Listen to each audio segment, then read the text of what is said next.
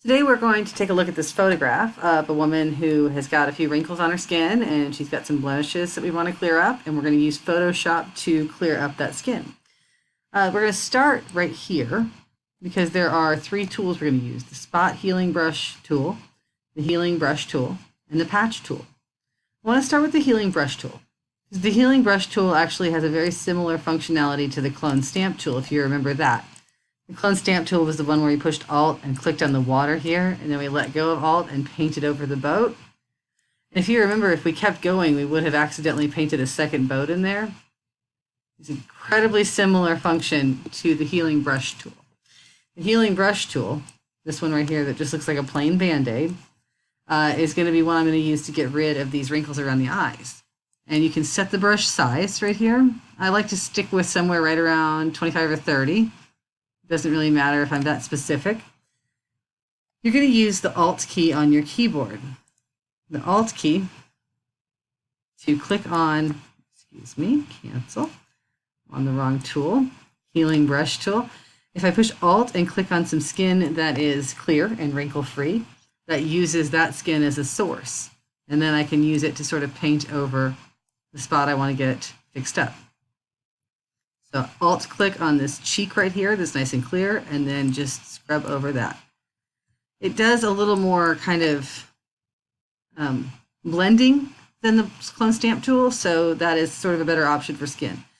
You have to Alt click over and over again when you're doing this. If you don't Alt click over and over again, you run the risk of accidentally recreating things that you don't want to accidentally recreate. Remember how we made the boat happen twice?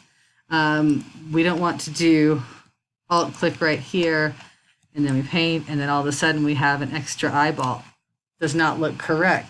So you have to continue selecting your source, Alt click, let go of Alt and paint a little bit, Alt click, let go of Alt and paint a little bit, Alt click over and over again. It's kind of tedious, but it does a very good job if you're careful and slow enough about it. So that is how you can get rid of wrinkles under eyes. Another thing we're going to use is the Spot Healing Brush. The Spot Healing Brush, you do have to pay attention to the word spot because it's perfect for just one spot. There's a little blemish on the skin right here, and if I just get right on top of it with the full circle of my Spot Healing Brush and click and let go, it disappears. What the Spot Healing Brush does is it takes the pixels from the surrounding area, the pixels of color, and it uses those to make an inference about how to repair the thing that you're trying to fix.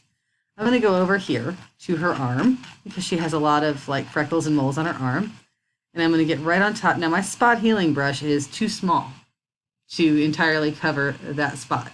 So what I'm going to do is make my brush a little bit bigger, and then get right on top of this spot and click and let go, and it's gone. That's what you can do with the Spot Healing Brush. So if you ever have a photograph where there's like one blemish, one little thing of acne, one little spot that you want to get rid of, all you do is click and let go. You don't scrub back and forth. If you think it's going to be a lot easier just to scrub back and forth right here and fix up her whole arm, it doesn't work out that way. It looks very strange. So don't do that. Just use it for one click. One click, one click, one click. When you do that, you can clear up all sorts of problems. I'm going to continue a few spots right here, spot right here. She's got some very uneven skin, so we're going to try to fix it up for her. The third tool I wanted to show you was the Patch tool. The Patch tool is hiding third one down, 1, 2, 3, right here. And we're going to fix up her forehead. So she's got a few wrinkles on her forehead, and with the Patch tool, and up here I need to make sure it's set a certain way, where it says Patch Source from Destination or Patch Destination from Source. I need to make sure it says Patch Source from Destination. That's the one that looks like a little dot on a map. I'm not sure which way yours is set up at school, but mine was set up wrong at home, so I had to start this part over.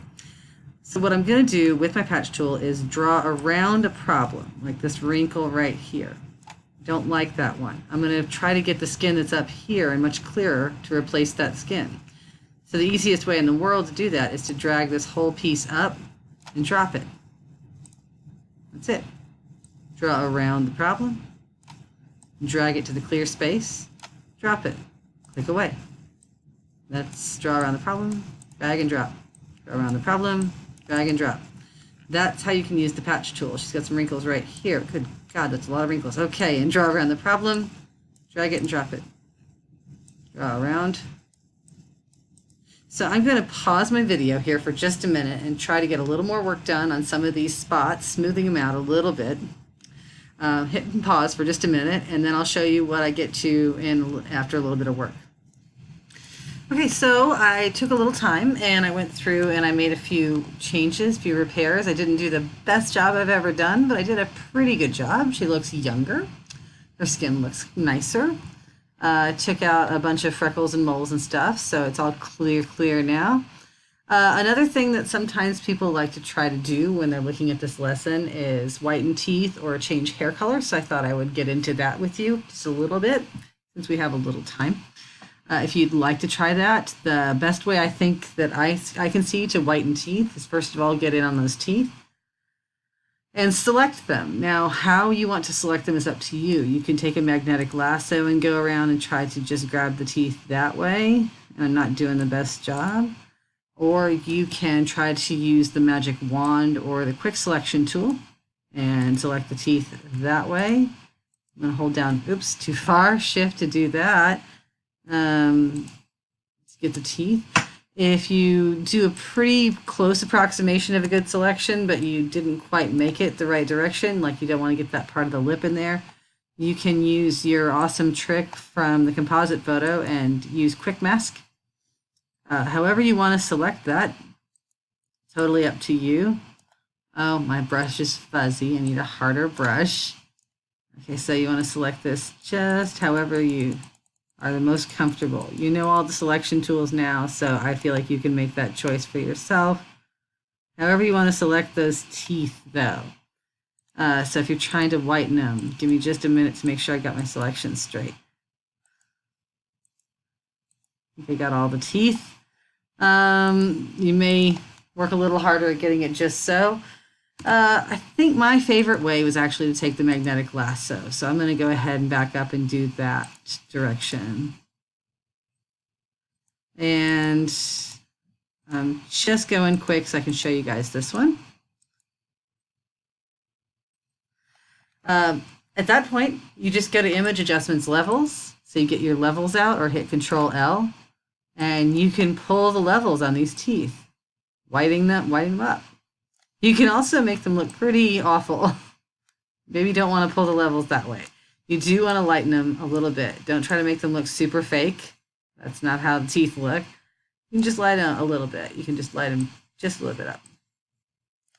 That is one thing you can do. The hair color change, that is an interesting maneuver. You can do that by selecting the hair. The easiest way to do it, it may be the quick select tool, it may be to use the magnetic lasso. However you're most comfortable, or you don't even necessarily to make a selection if you think that it's going to work out, because it really depends on what colors are present in the picture. But if you go to Image and you go to Adjustments and you go to Replace Color and you say that you would like to click this color right here, all you do is select the hair color with the eyedropper and maybe shift and select just a little more of it and move the hue slider. And it is changing some of the highlights on her face, so you may want to kind of watch out for that. Darken her hair in a little, maybe make her have blue hair, green hair. You can try some of these things out if you'd like. When you're done, oh, excuse me, when you are done, you can see the difference between my original picture. So let me just copy her right here. I'll show you. Original, repaired. Before, after. Before, after. Show me your after picture and let me see how you did. Thanks.